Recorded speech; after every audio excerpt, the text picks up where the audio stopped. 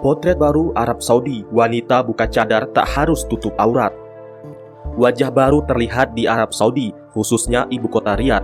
Mayoritas wanita pun tak bercadar dan beberapa tak memakai abaya. Pakaian tradisional panjang yang biasa dipakai wanita di kawasan Teluk dan sempat wajib di Arab Saudi. Mengunjungi Arab Saudi secara keseluruhan adalah pengalaman yang berbeda pada tahun 2008 dibandingkan saat ini, dengan aturan ketat mengenakan abaya dan kerudung serta pemisahan jenis kelamin yang mencolok.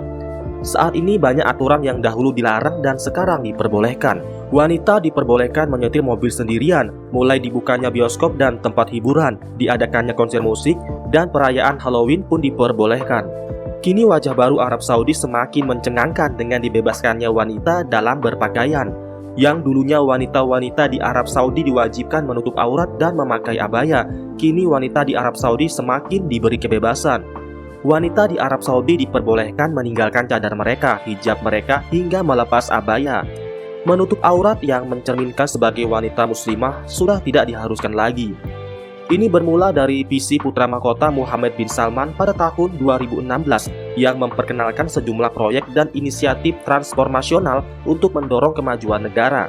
Dengan visi Arab Saudi di tahun 2030 sudah menjadi negara bebas yang tidak lagi bergantung pada penghasilan minyak saja. Kebanyakan wanita memang tetap memakai hijab, namun yang lain ada yang memilih untuk tidak menutup rambut mereka.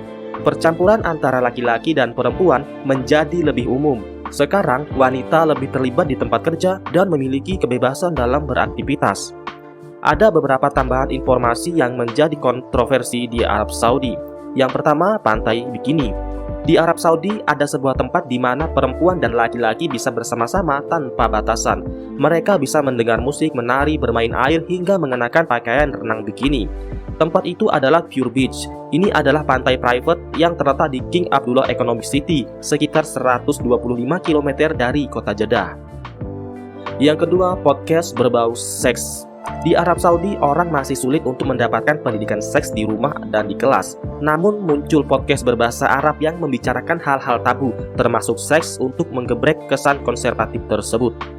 Kearning Cultures, perusahaan yang memproduksi podcast, merilis podcast Jasadi atau Tubuhku sejak tahun 2019.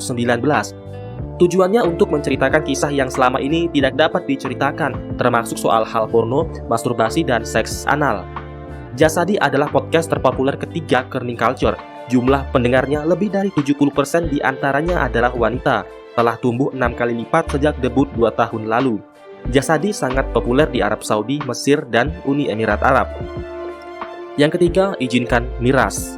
Arab Saudi dilaporkan akan mengizinkan beredarnya minuman beralkohol. Negeri tempat dua kota suci umat Islam itu, Mekah dan Madinah, akan menyajikan anggur, koktail, hingga sampanye. Ini akan berlaku di kota mega futuristik baru negeri itu. Hal itu terkait dibukanya sebuah resort pantai di Neom tahun depan. Terletak di Pulau Laut Merah bernama Sindalah, resort Neom berharap untuk menawarkan bar anggur premium, bar koktail terpisah, dan bar untuk sampanye dan makanan penutup. Jika visi Pangeran Muhammad bin Salman atau yang lebih akrab disebut MBS itu di tahun 2030 semuanya berjalan lancar dan sempurna, maka sudah dipastikan kita akan dapat menyaksikan kontrasnya kondisi Arab Saudi di masa depan. Apa pendapat Anda terhadap transformasi Arab Saudi yang saat ini kita mengenalnya sebagai kerajaan penjaga dua kota suci bagi umat Islam? Jika Anda ingin berpendapat, silakan tinggalkan pesan Anda di kolom komentar. Terima kasih.